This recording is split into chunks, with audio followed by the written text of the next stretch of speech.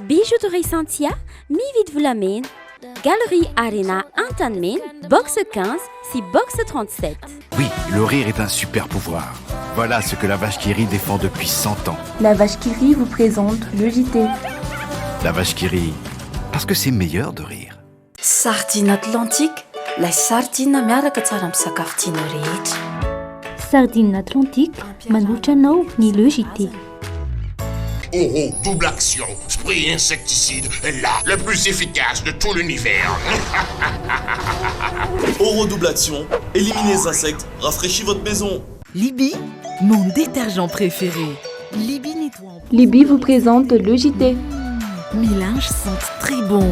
Détergent Libby, Green and Healthy Home. Maman Lisa, c'est l'heure.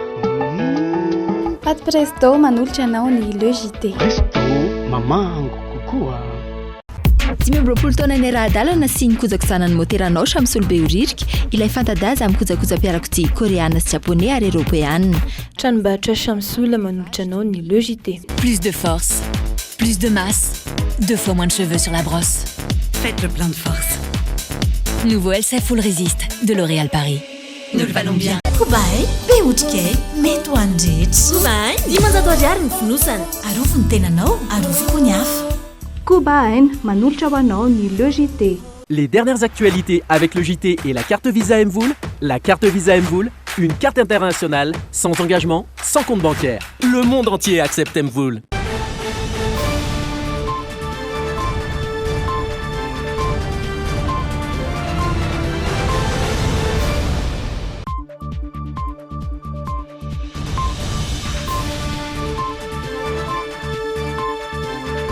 Fampalam-baovao eto amin'ny le JT no arahanao amin'izao takariva ny zoma fitony volana May izao ny le JT ary manasa anao aharitra hijery izany hatramin'ny faran'izay ihany koa no hiarabananao tonga soa atao anatin'ny fotoanantsika ho amin'ity androany ity andeha hanaraka avy hatrany ireo alohatenim-baovao isan'ny ho arahantsika amin'ity androany ity.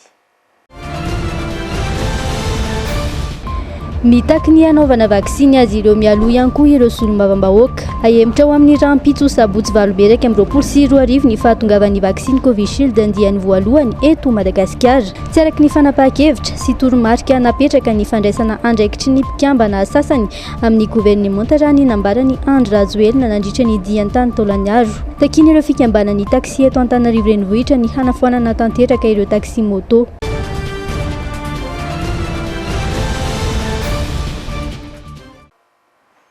Vaovao manodidina ny fampidirana ny vaksiny ho fanefitry ny Covid-19 eto Madagasikara avy hatrany.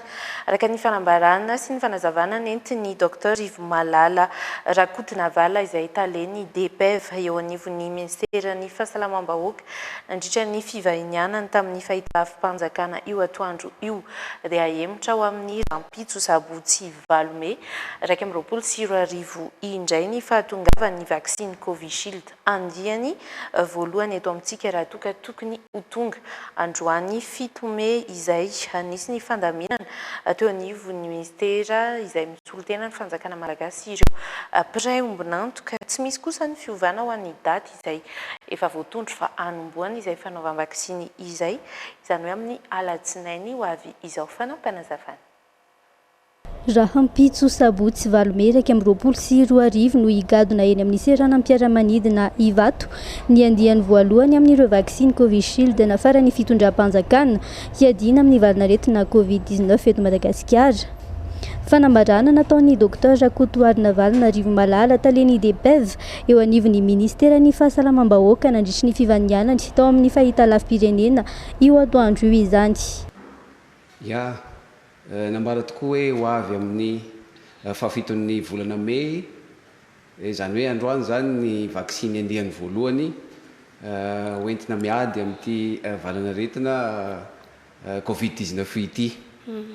No ny fandaminana nefa teo anivon'ny mpiara-miombonantoka amintsika satria tafiditra ao anatin'ilay hoe mekanisme COVAX isika izay manome sy mamatsy atsika manampy atsika amin'izany famatsiana vaksiny zany dia tsy ho afaka ho tonga androany fa kosa ho rampitso fahavaliny volana May zay zany no andraisantsika ilay andiany voalohany amin'ny vaksiny rampitso maraina eny amin'ny seranam-piaramanidina Ivato. Nanamafy ny taliany DPF fa tsy misy fiovana kosa ny daty hanombohana ny fanaovam-bakisiny izay ataony alatsinainy 10 May 2024 izao fa ny faritra Analamanga sy Vakinakaratra no entina hanombohana izany.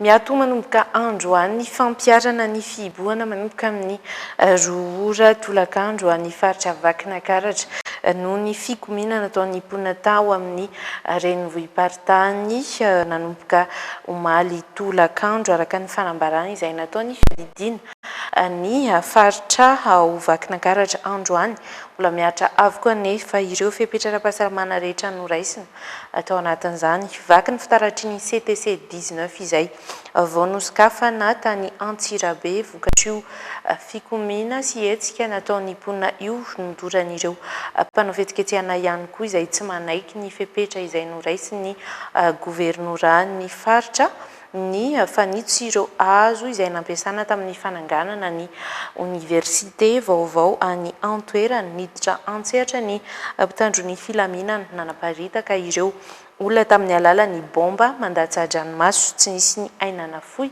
saingy nisy kosa ny naratra tao anatin'izay fifandonana izay ny fanapaovao entiny Fenoaza Ariana sy Dolphe Rakotiniaina.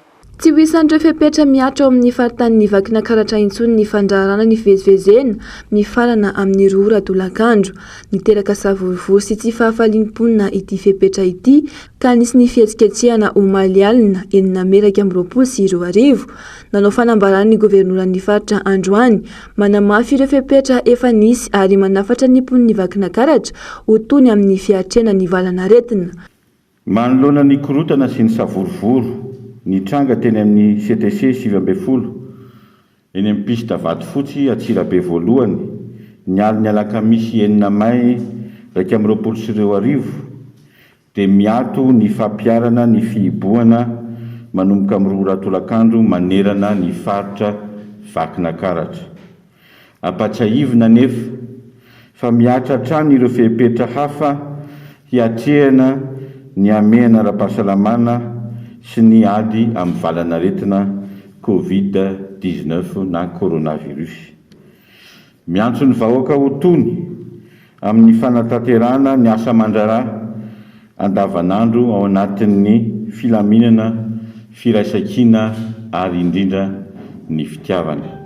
Manameloka tanteraka ny eloka bevava natao niteraka fahasimbana tamin'ny fananam-bahoaka sy ny fananam-panjakana izay nitranga teny amin'ny pista Vatofotsy ny omaly alina.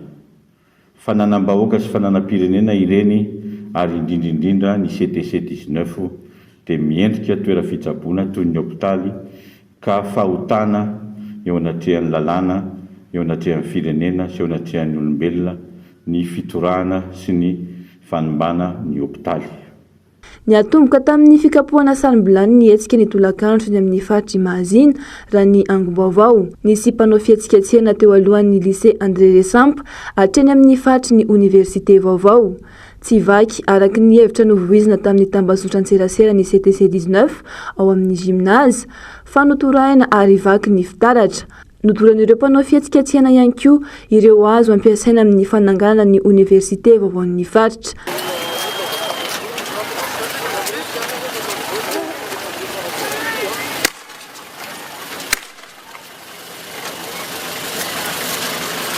Zandary roa sy polisy roa no naratra vokatry ny torabato raha nitatitra navoaka ny zandarmariam-pirenena any Antoerana.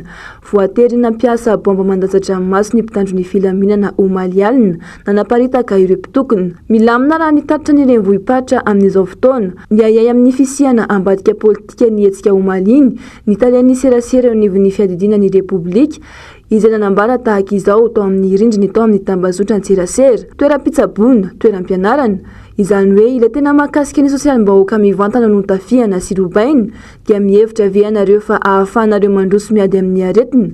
Miatrika ho avy milamina izany ary mampiakatra ny sakafo any ambilaniny tsirairay.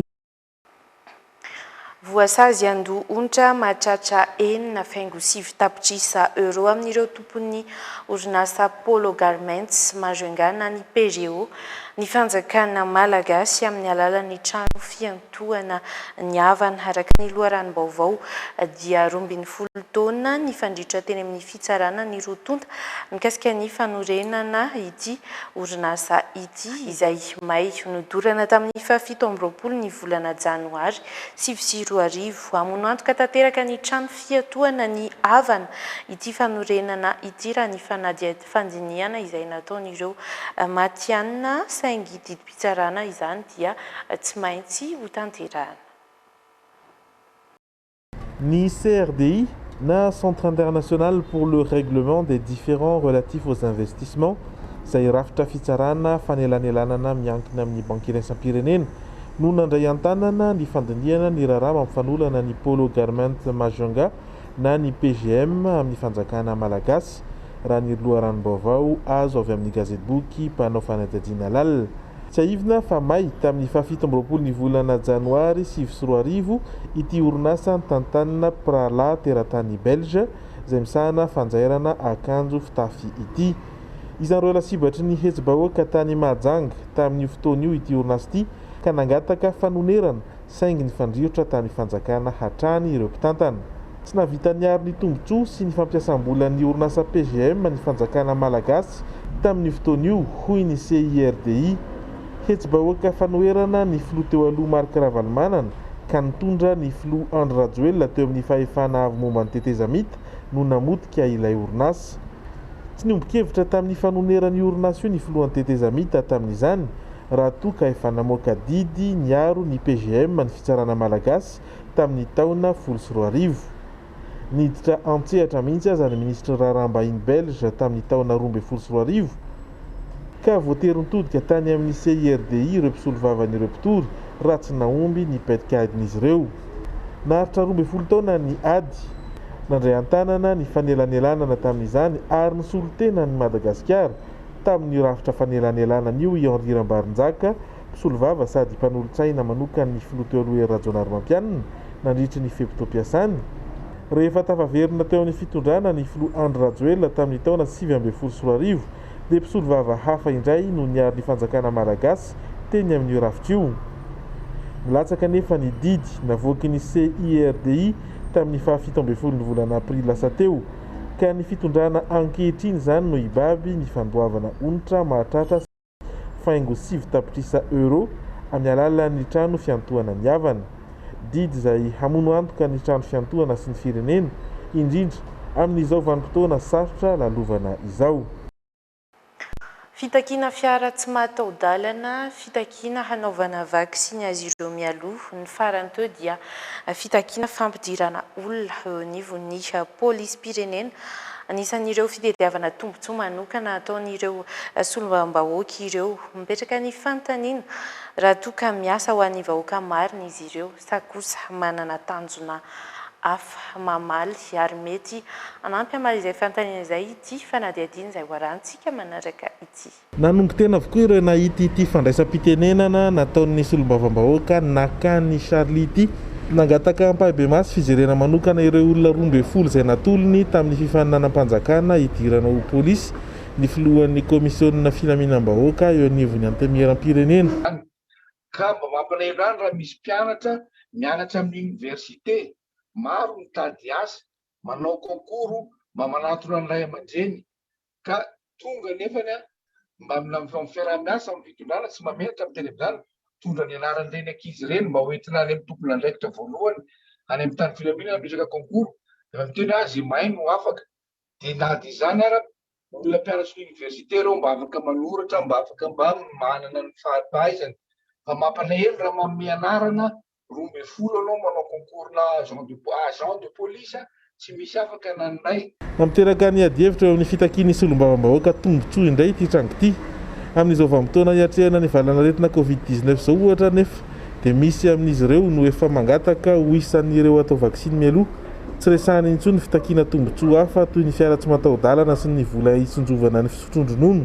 Amin'izao fotoana izao ilay manahirana ihany hoe taky ny tombotsoa satria ny firenena koa mbola sahirana ary ny vahoaka amin'ny ankapobeny teo raha tena sahirana no ny député tsy mety tsony satria jerena ny sosialim-bahoaka mivoaka nge zao sahirana sady nony vahoaka latsaka katerena ary latsaka hatramin'ny fahatrana mihitsy vahoaka am'izao enina de fonctionnaire sy mimpanankarena nge zao manidy posy mainka moa tsika vahoaka kely vao mitongo vohomana tsy aloha hoe mba zaraina hoan'ny majinika amin'ny sakafo majinika zao majinika nge avy zany confinement ka pisy de inona le hoanina tena tsy afaka mivoaka de inona ary le hoanina fitiavana tena ve ny fitakiana tombontsoa manokana anisan'ireo mitondra fanazavana ny solombavam-bahoaka Naivo Raolidinina. Ahoana moa ny tiavanao ny namanao, ahoana moa ny tiavanao ngalahanao nefa ny tenanao ary tsy tianao. Zay ny fandehan'io fa tiava ny namanao tahaky ny tenanao ka tiako ny tenako de tiako koa ny vahoaka de zay ny amezako ny zay tombontsoa azoko hoanina fa tsy hoe za tsy olona multimilliardaire za koa nefa tsy mitsongo vohomana fa zay ny amezako zay mba tombontsoa. Fanaraha-maso ny fahefanam-panatanteraka sy fandaniana lalàna no tokony ho andraikitra sahanin'ny solombavam-bahoaka saingy hita fa mivoana amin'izay ny fitakiana sasany. Fanitondra fanazavana misimisy kokoa mikasika ny raharaha fanondranana ny volamena 7 kilao ny minisitry ny raharaham-bahiny sy ny minisitry ny fitsarana Androany Maraina nambarana izy ireo atao anatin'izay fa ilaina porofo mazava ny amin'ny mahany firenena malagasy anireo volamena any Afrika Atsimo ireo mba hafahana mampody izany eto antoerany tsy mbola nahazo fahafahana ivoaka ihany koa ireo 3 lahy izay voakasika ity raharaha ity eto hoedinontsika ireo fanampanazavana ireo. Mihevitra ny firenena malagasy fa anazy io kanefa nia mihevitra ny firenena malagasy fa mba hafahana manam-porofo zany dia tsy maintsy hoentina ilay porofo hodiniana aty arotiliana arak'izay izy dia eo no ahafantarany firenena malagasy fa tena anazy io manana présomption zany isika firenena malagasy fa atsika io ary dia mitakitsika ny amerena anazy aty akoatra n'ilay extradition mba hahafahana manatanteraka ny fitsarana ihany koa aty Madagasikara sy ny jerevana ny momba ny ataontsika hoe handehanan'ireo volamenareo ny amin'ny farany fa tsy mahazo fivoahana vonjy mafafana vonjy maika ireo 3 ireo io moa fantatsika fa efa nahemitra matetika be ary ny avokany mihitsy ny nangataka satria hitany hoe mafonja be ny nomeny ny zany hoe ny lahateny sy mifekevitra avy amin'ny Madagasikara ka fandresena ho an'ny Madagasikara io satria zany ny fangatahan'izy ireo dia hoe hivoaka izy satria tsy hisy melaka nataony nefa ny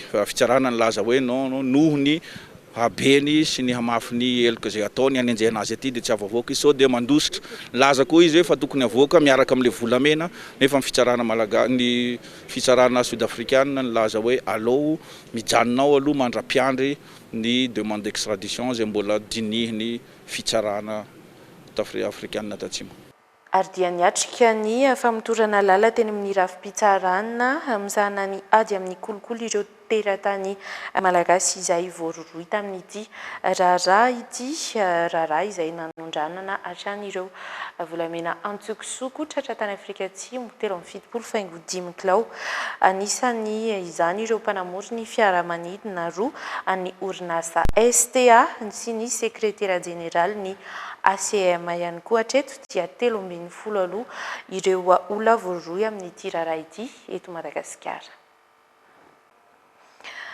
Mihoatry ny 700 ny isan'ireo nody mandro vokatry ny valan'aretina COVID-19 teto Madagasikara raha ho an'ny Androany manokana dia trangam-pahafatesana misa 4 no nanaovana tatitra fitiliana 700 sy 700 natao izay nahitana tranga vaovao misa 4 sy 300 hatreto aloha dia eo anelanelany 20 hatramin'ny 30 isanjato eo hatrany ny tapazona ny tsimokaretina coronavirus raha ho an'ity andiany faharoa ity ny 570 isanjato nireo marary voamarina ireo dia aveto amin'ny faritra Analamanga avokoa na eo aza ny marary dia misa 720 sy 300 ireo sitrana ary mbola mahery ny 700 sy 200 ireo manaraka ny fitsaboana ka grave ny marary misa 150 sy 300 ao anatin'izany. vaovao mikasika ny akony izay fiatrehana ny Covid-19 izay hatrany ny ndaosy ny fahafatesana teo amin'ny 7 taona ny commissaire principal de police Jean-Evson Alexandre Sylvain lehibe ny sampana serasera teo anivon'ny police Pyrénées ny aliny alakamisy teo no nalavo azy rehefa nitsabo tena teny amin'ny hôpital teny Andotapenaka police elany tezana teo amin'ny sehatriny serasera raha ny commissaire Alexandre ary nahay ny fandray tamin'ireo mpanao gazety maro ny fandimpy andeha arahana riendrika tahaka ny fanomezam-boninahitra azy ity vaovao manaraka ity. Very olomanga ny police Pyrénées hoy enikajy Rakotomanantso izay fanirasera tamin'ny commissaire Alexandre 12 taona lasa izay tamin'izany fotoana izany dia efa niasa tao amin'ny sampana serasera sy fifandraisana amin'ny androm-panjakana ny tenany io sampany io ilay foizina hoe SICRI na service de l'information, de la communication et de la relation avec les institutions.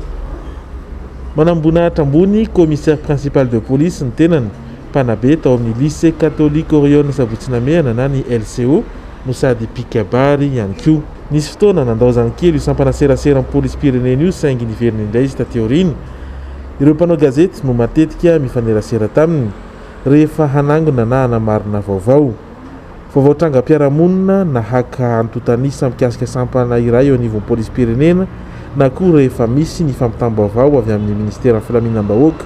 Raha ho an'ny sehatry ny asa fanaova gazety indray dia anisan'ny malalaka ny commissaire Alexandre ao anatin'izay le hoe sehatry ny asa fanaova gazety izay satria raha misy vaovao anontaniana azy dia tena mamaly arak'izay zava-misy eo ampelantanana izy ary tena na andro na alina dia ara-bakiteny mihitsy dia tena mandray anofony izy raha vao resaka hoe misy vaovao ilana fanadiadiana na ilana fanampim-panazavana dia tena mandray anofona zany i commissaire Alexandre. Tratry ny aretina nefa ny tenany ka voatery nitsabo tena teny amin'ny hôpitaly Andotapenaka ary izao ndaosy ny fahafatesany izao teo amin'ny 15 taonany vahotra sy ankina avokoa ireo izay nandreny vaovao. Namela mamy teo amin'ny tontolon'ny serasera polisy ny commissaire Alexandre fanaony hatrany ny mamela hafatra sy mananatra amin'ireo izay mifandray taminy. Izay mantsy ny mahatsara ny anaovana filazana any amin'ny mpitandro filaminana rehefa very ny ankizy raha mba hanaovana fanadiadiana koa raha ohatra ka misy zavatra niatra taminy tany. Androany no nalevina teny amin'ny fahasandrazany teny Ambohimalaza ny nofo mangatsiaka ny commissaire Alexandre Ranevson izay eto amin'ny Drumina sy ny Logité dia mirary fiononana feno ho an'ny ankonany sy ny fianakaviam-be ny polisy Pyrénées. Tsy mahafapo ny filoham-pirenena Andry Rajoelina ny fomba fiasan'ny mpikambana sasany ao anatin'ny gouvernement raha ny fanamariana nataony tao anatin'ny kabary fanokafana ny CTC tany Taolaniaro omaly nanamafy izany fahatongavany izy tena ny any amin'ireo ivitoerana manokana mandray an-tanana ireo marary ny Covid-19 hatramin'ny hatrehana indray ity andiany faharoa amin'ity valana aretina ity. Ela kokoa ny fampitana afatra hoy ny filoka izy an-tanany no tonga mitondra izany mivantana ho an'ireo izay iantefany dia tahaka ireo mpiasan'ny fahasalamana tany Taolaniaro andeha hoarantsika ny andinindiny.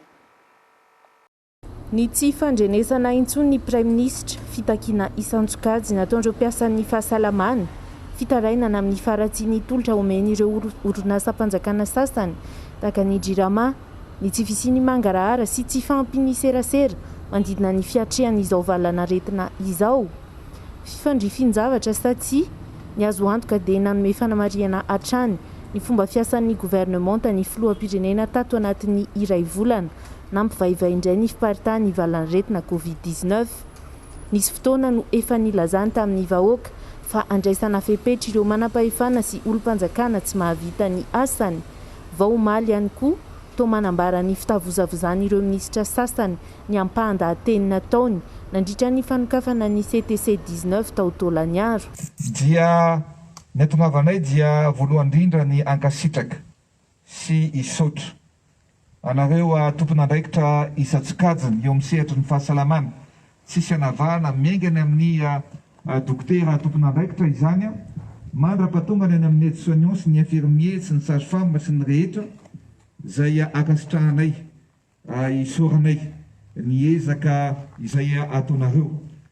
fantatra afatsapanay tokoa izany ary zay no mahatonga anay eto androany mba izaha mihitsy satria matetika rehefa mandefa ny toromarika ela vao tonga ny afatra ka aleoko zaho mihitsy no tonga aty miaraka amin'ny tokona rehetra isa-tokony amme sy nitondra any prime exceptionnel zay omena anareo miatrika an'izao valanaretina izao. Ho an'ny androany dia nitsidika ny fandrosoan'ny fotodrafitrasa indray ny CNRM ivitoerana natao vahaolana maritry ny tsy fanjarian-tsakafo any atsimo ny filoham-pirenena. Efa nanomboka ny asa sangirana ambarany tompona andraikitra ny fotony dia mety amin'ny volana desambra vao vita tanteraka izany.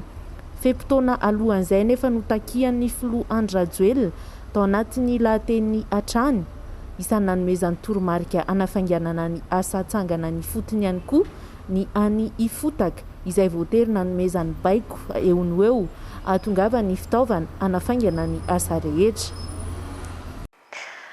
Mitaky ny ijerena ny tombotsoan'ireo mpiasa ny fahasalamana ao Toamasina amin'izao fotoana matsiaro tena ho atao ankilabao izy ireo manoloana ny ady hatrehana amin'ny Covid-19 raha ny fananazavany tsy mahazo fitaovana sy tampikarama ireo mpiasa ny fahasalamana any an-toerana.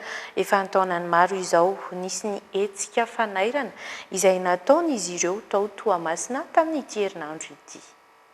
Tsy mbola nivaly ny fangatan'ireo mpiasa ny fahasalamana ao Toamasina hatramin'izao fotoana izao. Mitaky ny ijerena manokana ny tombontsoan'izy ireo toy ny tampikarama, ny fitaovana entina hanatanterana ny asany, fa indrindra ny ampidirana azy ireo ho mpiasam-panjakana.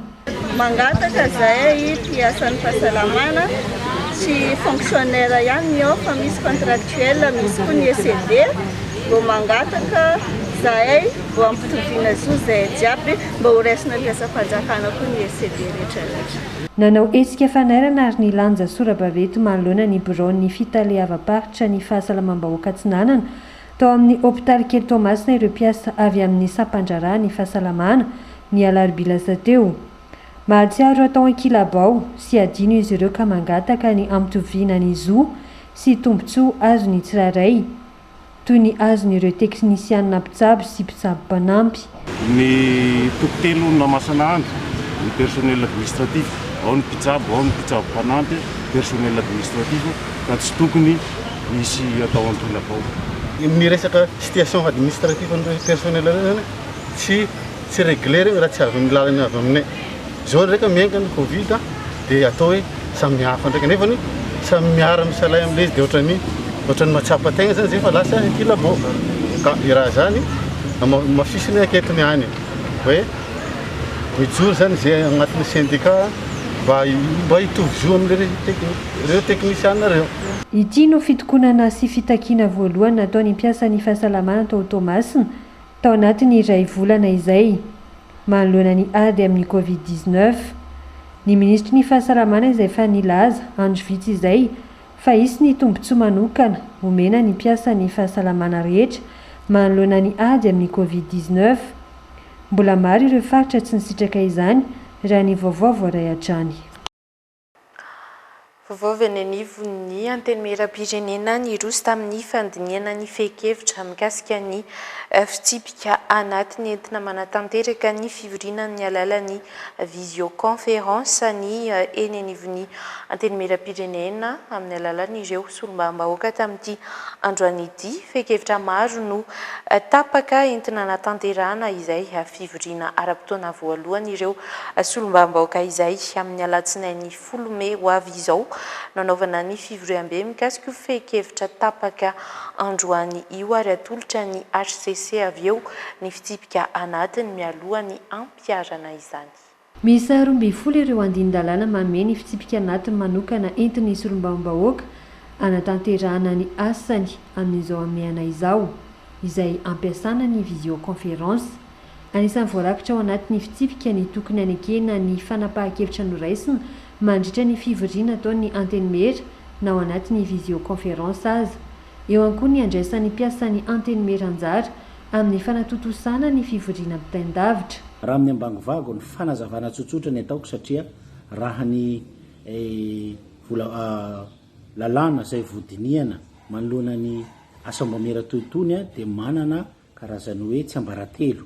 Tsy mbola tokony natao ho fantatry ny be sy ny maro satria ny fantatra dia fivoriana eny amin'ny fivoriam-ben'ny anteny miaram-pirenena no atao mivantana ho fantatry ny vahoaka fa amin'ny fomba ady hevitra maro isan-karazany a dia mbola tsy natao ny afantaran'be sy maro azy fa izay tsy midika hoe tsy ahanana zo aheny vaovao tsika tsy hanana zo afantatra ny zavatra diniana atao tsika dia zay no fiheziko amin'ny fomba tsotsotra hoe natao zany a io volavola io fitsipika anatiny manokana io a misy eo amin'ny 520 izy ireo dia rehefa jerena dia hoe ho famelana ny fanatanterahana fivoriana atao ampitahin-davitra ary ihany koa dia fanekena ihany koa ny hoe ny dinika sy ny asa fanaovan-dalàna atao anatin'izany a dia ho heverina ho toy ny mivory mahazatra ihany atao eny amin'ny anteny miaram-pirenena. Misy amin'ireo lahadinika kosa nefa no tapaka fa tsy atao amin'ny alalan'ny visioconférence toy ny fifidianana amin'ny alalan'ny tsangatanana sy ireo teboka hafa mba ampanara-dalàna ny fomba natanterahana ny asa eny amin'ny anteny miaram-pirenena. Mbola misy amin'ireo député etsy an-daniny no tsy mankasitraka ity fomba fiasa amin'ny alalan'ny visioconférence ity ary tsy nanatrika izany. Tsy maintsy no raisina kosa nefa ireo fepetra ireo no ny amiana ara-pahasalamana raha ny fanazavany ny filohan'ny voametra-panolalàna. Dia tsy maintsy atao izay ampifanaraka izany fomba fiasa vaovao izay tereny ny amiana ara-pahasalamana zao dia mba tsy hisian'ny fifindrany aretina eto amin'ny tanin'ny repoblika dia izay no natonga ny solombavam-bahoaka nanapa-kevitra ny hoe ho tanterahana amin'ny fomba ampitahin-davitra ny fiaonana fivoriana ny fanatotosana ny fivoriana ara-potoana mahazatra amin'ny zao fiandohan'ny volana Mey izao ka na dia ho atao aza zany fomba fiasa zany na dia eritreretina fa mamela izany ny teknôlôjia amintsika miteny zao a ny didy amandalàna velona eto amin'ny tany repoblika dia mbola vaovao amintsika zany fomba fiasa vaovao zao dia zay no nahatonga hoe natao ny namoronana ity règlement intérieur na fitsipika anatiny manokana ity a ifameno amin'ilay fitsipika anatiny efa manan-keriny amin'izao a. Totosandro amaraina ny asam-bometra nandiniana ny volavolan-kevitra ndrafitra ny fitsipika anatiny manokana ny anivon'ny anteny miaram-pirenena ifameno amin'ny fitsipika anatiny teo aloha ireo fitsipika ireo iroso amin'ny fivoriam-be kosa ireo député amin'ny alatsinainy ho avy izao mialohan'ny andefasana ny fitsipika anatiny miisa 20 eny amin'ny HCC. Eny amin'ny fitsarana avy momba ny lalam-pandrenana kosa indray dia totosany maraina teo ny fianianana amampikambana ao amin'ny fitsarana avy momba ny lalam-pandrenana nandrematoa Noelson William izay solotena avy eo anivon'ny anteny miaram-pirenena ao anatin'ity androm-panjakana ity feno izao ireo mpikambana eo anivon'ny fitsarana avy momba ny lalam-pandrenana tsy mbola voafaritra kosa hatreto ny daty fifamindrana arak'asa ho an'ny filoha vaovao Florent Rakotoarso amin'ny filoha teo aloha Jean-Éric Rakotoarso. Fa fianakaviana 3 sahirana ary tsy manan-kialofana no mipetraka ao amin'ny akany arivo mivoy eny Anozato akany izay naorina metrana ireo patory andalana nandritra ny fihiboana voalohany teo ampiana tosika arabola amin'ny alalan'ny tetikasa ankonana miarina izy ireo ary omena vola 5 alina ariary isam-bolana ny ankonana iray ao anatin'ny enim-bolana vatsy arabola sy tantsorika iarahan'ny fanjakana sy ny banky iray sapirenena manao ity tetikasa ity araka izao vaovao tanteriny Fenoaja Ariana sy Dolphe Rakotiniaina izao. Vahaolana roa sy ny fanjakana ho an'ireo tsy manan-kialofana eto andrenivohitra tamin'ny fiatrinan'ny fihiboana ny fametrahana azy ireo eny anivon'ny akany. Nosokafana manokana ny akany arivo mivoy eto Anozato mandray fianakaviana hatramin'ny 320 mipetraka eto ary miofana ireo izay afaka manao izany mametraka tanjona ny tsirairay.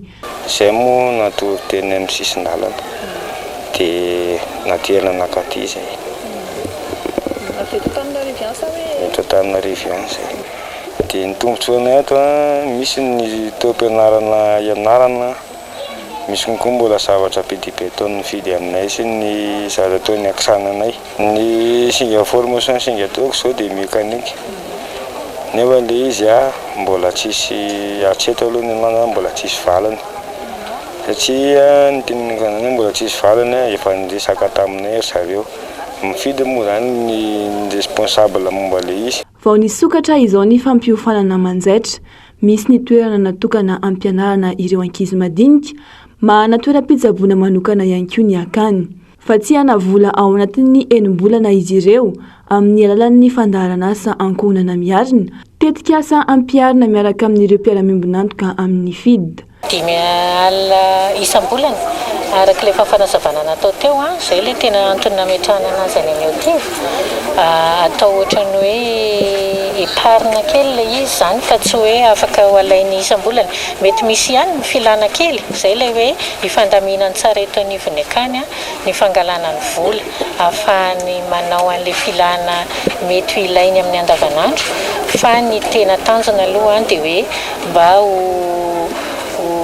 fond de démarrage ho anazy zany io vola izay ho ametsika anazy io. Mandritra ny enim-bolana no azo io tosika ara-bola io ireto fianakaviana 320 eto amin'ny akany 1,100 reny mavitrika ny 3 amin'izy ireo miampy iray mavitrika iray.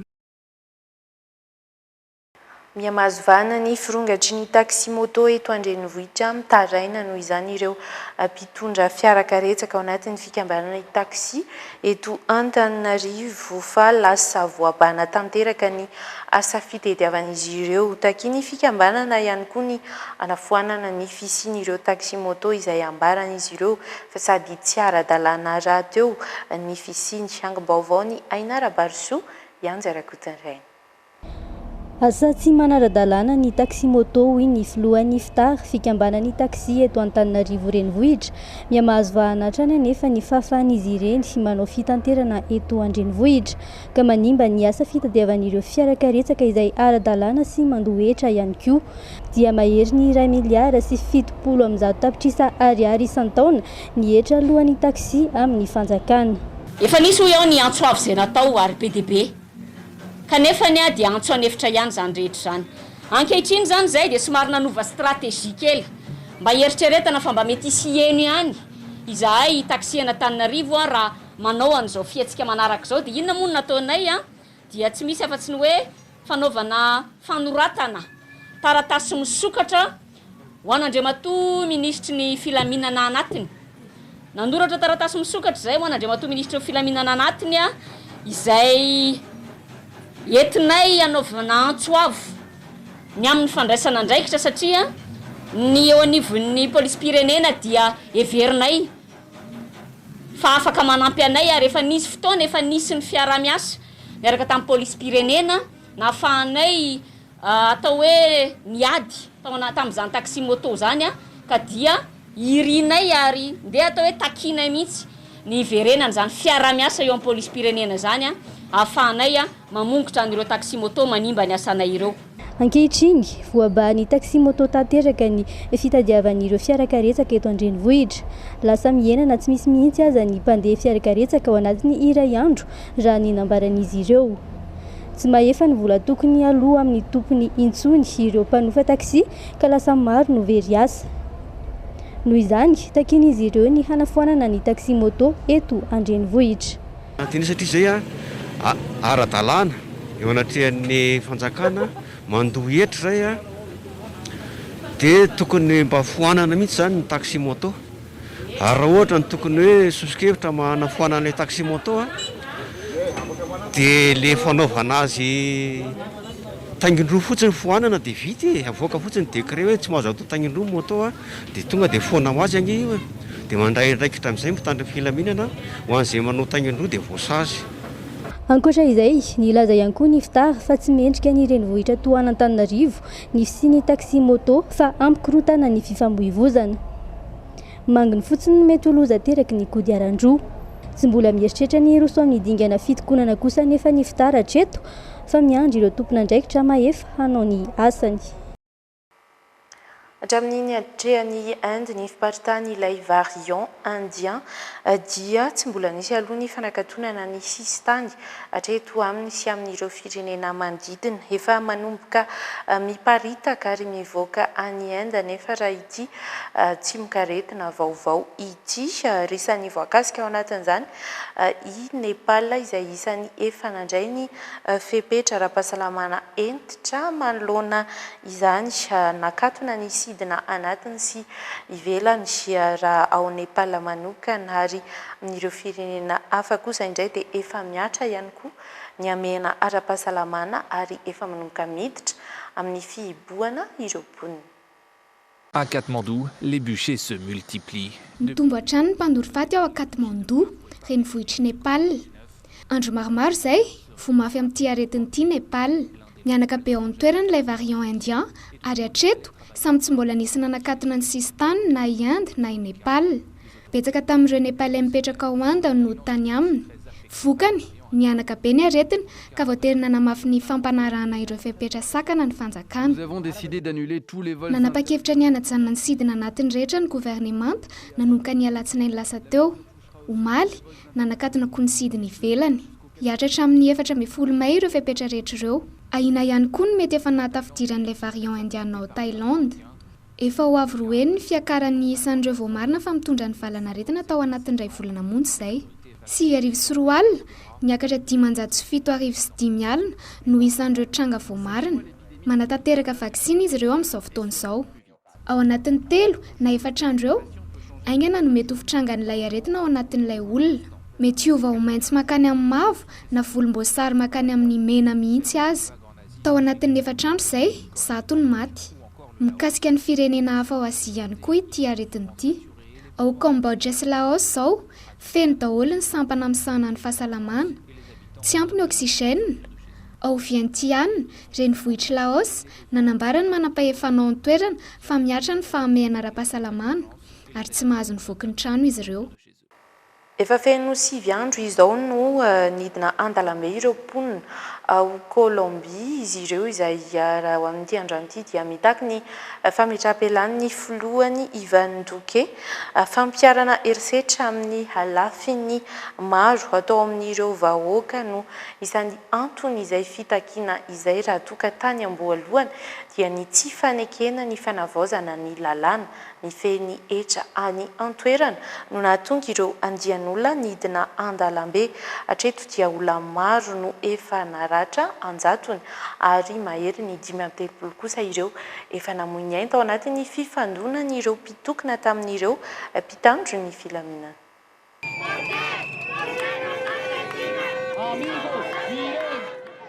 Sivy andro katrika izao no nitaky ny mba ialan'ny filoha ao Colombie ny vahoaka ao an-toerana. Efa ahitana olona anjatony manao fitakiana avokoa ny faritra rehetra ao Colombie amin'izao. Tsy mitsaha miakatra ny hetra, hitrangana tsy fandriam-pahalemana hatrany ihany koa any an-toerana. Mitovy ny hetra alohan'ny orinasa matanjaka sy ireo orinasa salansalany. Mitotongana ny sehatra ny fampianarana sy ny fitsaboana. Tsy misy anefa ny fandraisana andraikitra ataony ao anivon'ny fitondram-panjakana manoloana ireo toe-draharaha ireo. Toa mitady hatrany ny tombotsoany manokana izy ireo raha nambaran'ny vahoaka. Izany indrindra no antony nampitroatra ny vahoaka akany afara amin'izao hetsika fitakiana ny fialan'ny filoha izao. Nisy hatrany moa ny fanoheran'ny mpitandro ny filaminana ny hetsika ka olona efa 520 no naratra tao anatin'izany. 7 ihany koa no maty araky ny tatitra navoakan'ny fikambanana tsy miankina iray tany an-toerana. Nandritra io fifandonana izay efa naharitra 2 herinandro io. Hitantaratra manerana ny tanàna ny sosotry ny fifandonana teo amin'ny rotonta. Ohatra amin'izany, ny tobon'ny mpitandro ny filaminana may, ny banky simba, ny diana kodiarana nodorana nandritry ny hetsika sy ny faharavan-javatra maro samihafa. Tsy hitsahatra ny fitakiana raha toka tsy mahazo valiny mifanaraka amin'izany ny vahoaka raha ny nambarany hatrany. Tony mazatra andeha aloha isika anaraka sy anatsitika ny vinavina ny mety ho toetry ny andro ny tontolo andro ny rampito sabotsy.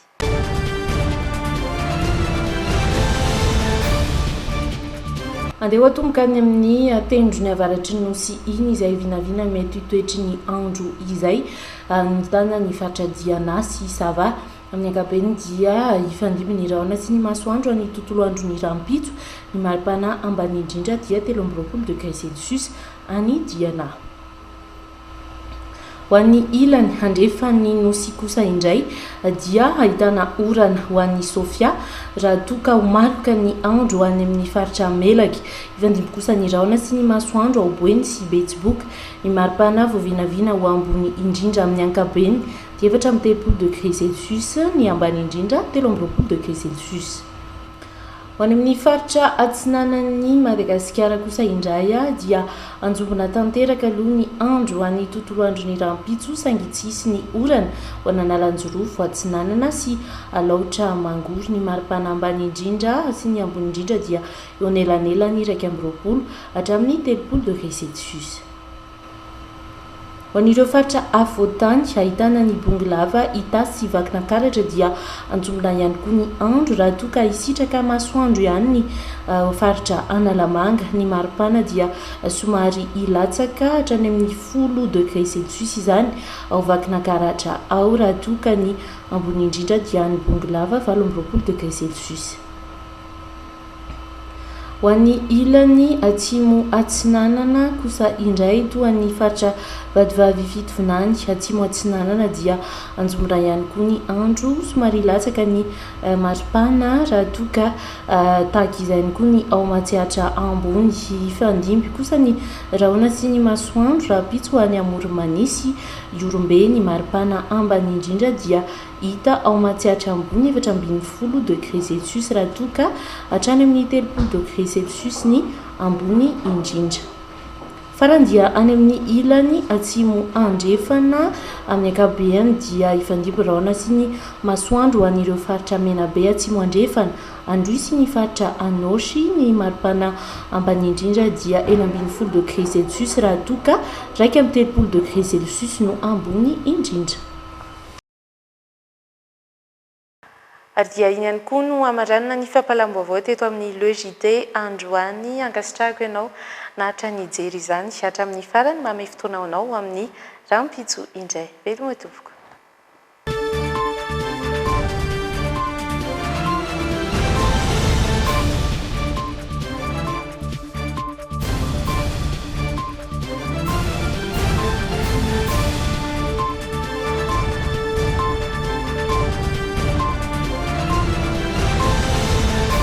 Les dernières actualités avec le JT et la carte Visa Mvoul. La carte Visa Mvoul, une carte internationale, sans engagement, sans compte bancaire. Le monde entier accepte Mvoul. Plus de force, plus de masse, 2 fois moins de cheveux sur la brosse.